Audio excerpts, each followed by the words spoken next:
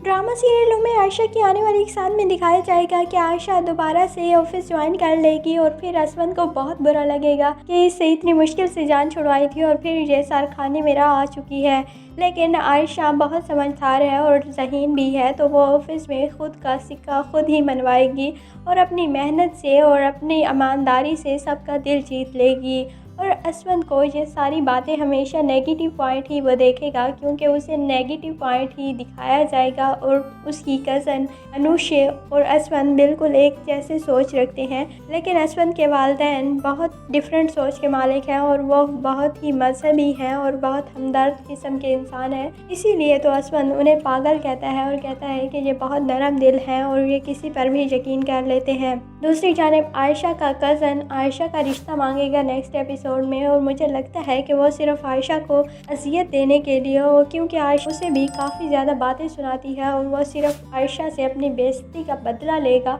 आयशा से मंगनी करेगा और फिर आयशा को जलील करने के बाद उससे मंगनी तोड़ देगा। और ऐसा ही करेगा आयशा का मंगेतर यानी कि आयशा का कज़न, और फिर आयशा का रिश्ता टूट जाएगा और फिर आयशा को बहुत ज़्यादा तकलीफ़ होगी, लेकिन आयशा कुछ कर भी नहीं सकती। आयशा के बहुत ज़्यादा रिश्ते आते हैं, लेकिन सारे लोग जवेरिया को पसंद कर लेते हैं और आयशा को रिजेक्ट कर देते हैं सिर्फ़ और सिर्फ उसके हिजाब की वजह से। और वैसे भी ड्रामे में हमारे माशरे की बहुत बुरी मेंटालिटी दिखाई गई है, जहाँ पर लड़की को रिश्ते के नाम पर पूरा पोस्टमार्टम किया जाता है, लड़की का सर से लेकर पैर तक, और फिर उसमें नुक्स निकाले जाते हैं और इसके बाद मुआसरा किया जाता है सारी बहनों से, और फिर जो उनमें से शक्ल में अच्छी हो, कद में अच्छी हो, तो उसे सेलेक्ट कर लिया जाता है और बाकियों को रिजेक्ट कर दिया जाता है। और ऐसे ही हो रहा है आयशा के साथ। आयशा के तो सिर्फ स्कार्फ की वजह से उसे कोई पसंद नहीं करता और उसे मजहबी समझते हैं, और हमारे लोग मजहबी लोगों से कितना दूर भागते हैं ये तो आपको पता ही होगा। मैं खुद